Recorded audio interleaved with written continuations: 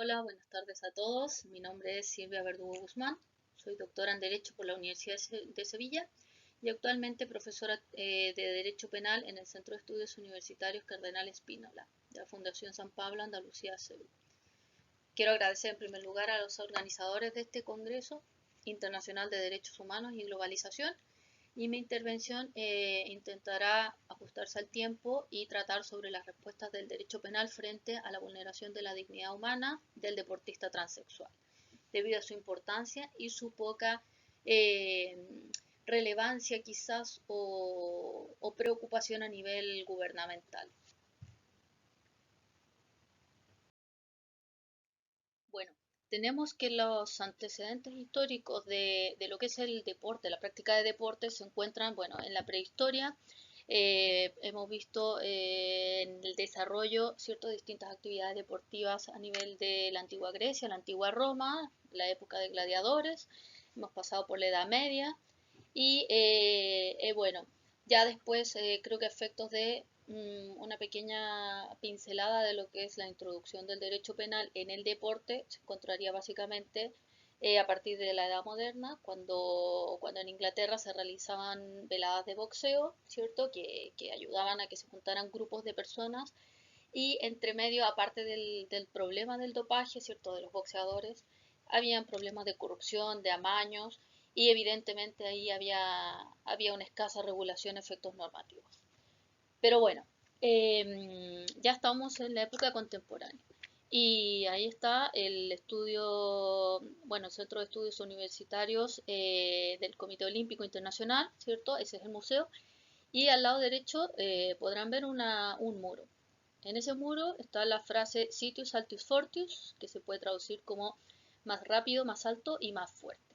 Este fue el lema que tomó el barón Pierre de Coubertin cuando se creó el Comité Olímpico Internacional en el año 1894.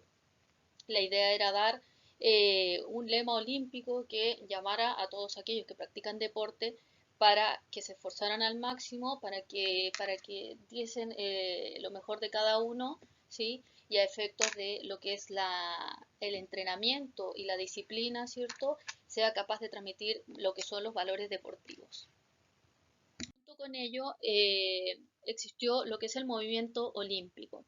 Este lo que intenta es recuperar, bueno, lo que es la filosofía griega, ¿cierto? Y que vinculamos a los valores deportivos.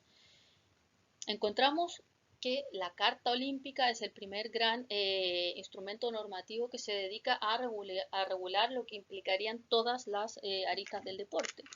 Entonces, han existido distintas versiones y podemos encontrar, bueno, en la de octubre del 2018 señala que el objetivo del movimiento olímpico es contribuir a la construcción de un mundo mejor y más pacífico, educando a la juventud a través de una práctica deportiva conforme con el olimpismo y sus valores.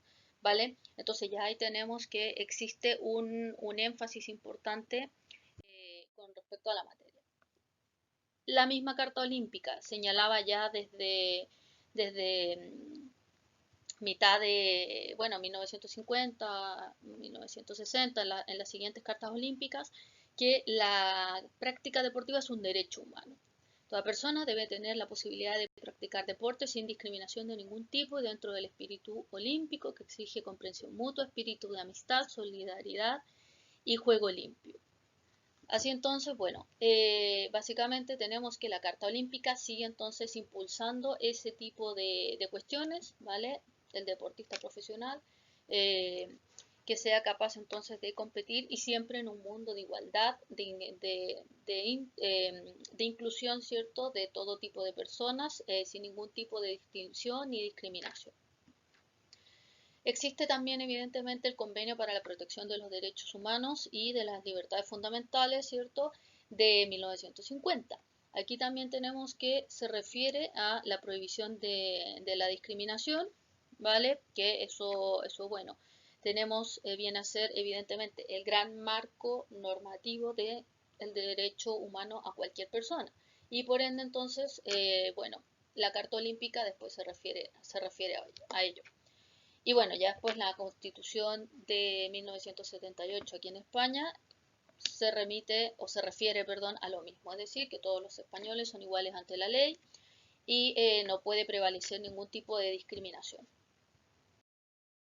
A ver, bueno, por una parte existen las normas antidopaje, que voy a hablar un poco más adelante de ellas, pero básicamente estas implican que es posible realizar controles antidopaje a un deportista.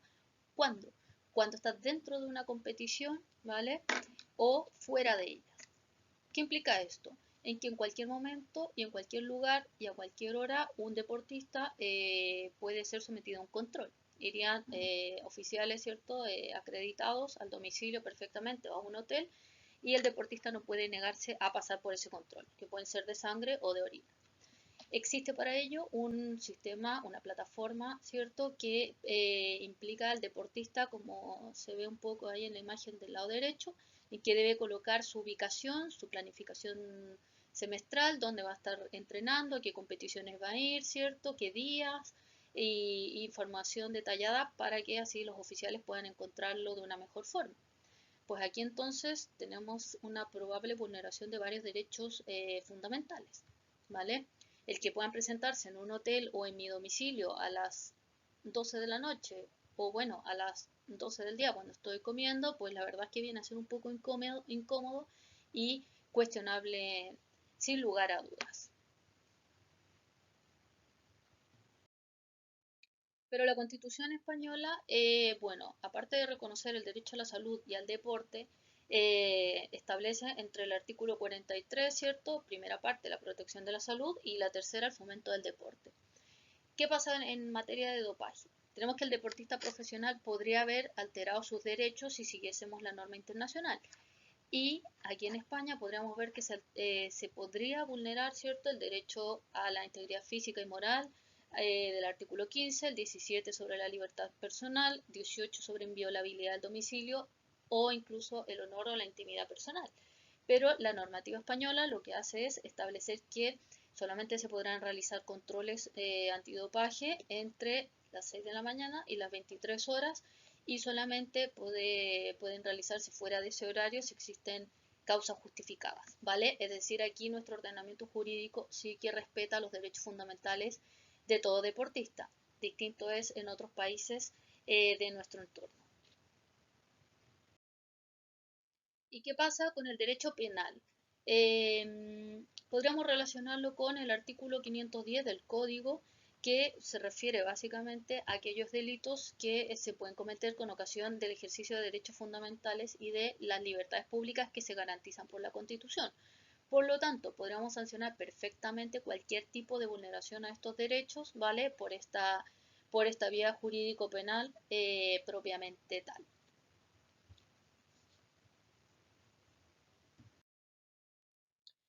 Y bueno, tenemos la existencia de un organismo que vinculó todo el marco antidopaje. Me refiero al dopaje porque es el gran problema que afecta a muchos deportistas. Así entonces, tenemos la Agencia Mundial Antidopaje, que fue creada en 1999 en Suiza, en Lausanne, y que tenía como objetivo el promover y coordinar la lucha contra el dopaje en el deporte. ¿Vale? Estaba integrada por distintos estados, entidades privadas, públicas, el Comité Olímpico Internacional a la cabeza. Bueno, se rige por el derecho civil suizo y evidentemente junto a ella se necesitaba un marco normativo importante que cae en el Código Mundial Antidopaje.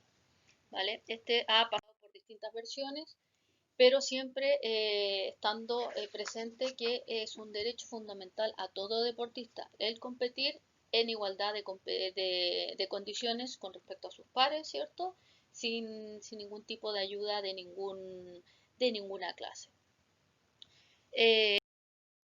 Bueno, por último en esta materia hay que destacar que el Código Mundial Antidopaje establece en el artículo 4.3 que se considera una sustancia o método dopante aquello que cumple al menos dos de tres condiciones, que sea capaz de mejorar el rendimiento deportivo, que pueda perjudicar la salud del deportista o que viole el espíritu deportivo. Lo voy a relacionar un poco más adelante con los derechos fundamentales de todo deportista.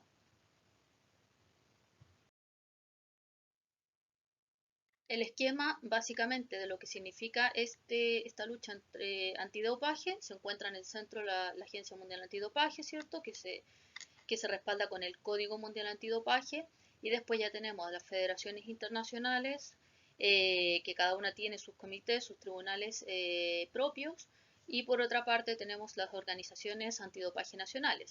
Aquí en España es la Agencia Española, Antidopaje, como se llamaba antes, y ahora es la AEPSA.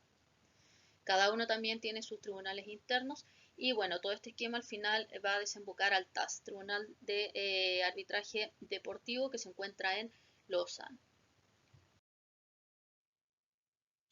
Y bueno, ¿qué pasa con los deportistas transexuales? Yendo al diccionario de la Real Academia Española, tenemos perteneciente o relativo al cambio de sexo. La otra definición, que mediante tratamiento hormonal e intervención quirúrgica adquiere los caracteres sexuales del sexo opuesto. Entonces, si tenemos un transexual que compite con, por ejemplo, mujeres en atletismo, que es donde más se da esta situación, ¿hay igualdad de competiciones o no? ¿Se deben cumplir ciertos requisitos? ¿Estamos respetando, por ejemplo, esa norma del artículo 4.3 del Código Mundial Antidopaje? ¿Vale? ¿Se está protegiendo la salud pública? Etcétera, etcétera. Tenemos la Federación Internacional de Atletismo, la extinta IAF, porque ahora se llama World Athletics, parece ser que está velando por este principio de la igualdad entre competidores y no por la salud. Estas discusiones empezaron con la Guerra Fría, el informe Robinson, ¿cierto?, en que se hablaba por allá por 1950 de ayudas a ciertos deportistas en que podían competir en mejores condiciones, y muchos de ellos utilizaban tratamientos en que con el cambio de contextura corporal, pues no se sabía si eran mujeres u hombres. Existieron los test de verificación de género, ¿vale? En los campeonatos europeos de atletismo en el 66, también se utilizaron en Winnipeg, y básicamente consistían en que el atleta, en este caso las mujeres, debían desnudarse frente a 3 doctoras para entonces verificar sobre la marcha el sexo de esa persona. Después se utilizaron en México los test de cromatina sexual, ¿vale? Algo similar. Bueno, aquí lo que se hacía era tomar una muestra buco de la boca de la mujer, ¿cierto? Y así se podía verificar el sexo. Ambos se dejaron de lado porque evidentemente aquí había vulneración de muchos derechos, ¿cierto? Y había prácticamente una humillación, sobre todo del atleta, que debía posar desnuda ante una persona extraña. Y después empezaron a utilizar los test de ADN. Pero ¿y qué pasa? Pues en los test de ADN no son 100% certeros para identificar el sexo de una persona, por lo que se siguen usando, pero cada vez en menos organizaciones. ¿Qué hizo el COI? El Comité Olímpico Internacional necesitaba intervenir en esta materia, que era cada vez más polémica.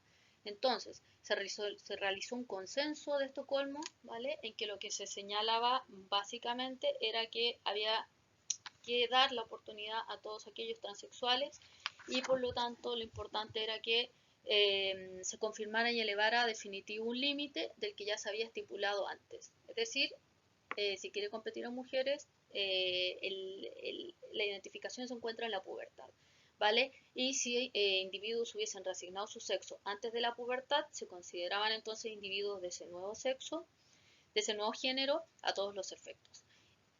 Y también el COI da otros parámetros a los deportistas para que entonces pudiesen competir. Así, por ejemplo, si un atleta era cuestionado en una competición, el delegado médico era la autoridad que podía señalar o no si se autorizaba a ese competidor a que pudiese participar. ¿Vale? Después se realizó otra reunión en Lausanne en el 2015, y que básicamente lo que hace el COI es fomentar la participación de todo tipo de personas, independientemente de su sexo, ¿vale? Entonces lo que intenta hacer es la inclusión de las personas trans. Y bueno, básicamente también hace un llamado a las federaciones internacionales a que realicen la inclusión de estas personas, y así entonces se mantenga vigente el espíritu olímpico. ¿Y qué tenemos con la normativa de la Federación Internacional de Atletismo? Bueno, en pantalla tenemos a Caster Semenya. Ella es una atleta sudafricana, bueno, es conocida por padecer de lo que es el hiperandrogenismo, que significa altos niveles de testosterona en sangre. Su especialidad son los 800 y los 1500 metros planos. ¿Qué decía la IAF? Que tiene mayor fuerza, mayor masa muscular y hemoglobina que el resto de competidoras. Por lo tanto, hubo una cantidad de competiciones importantes en que ganaba con relativa facilidad.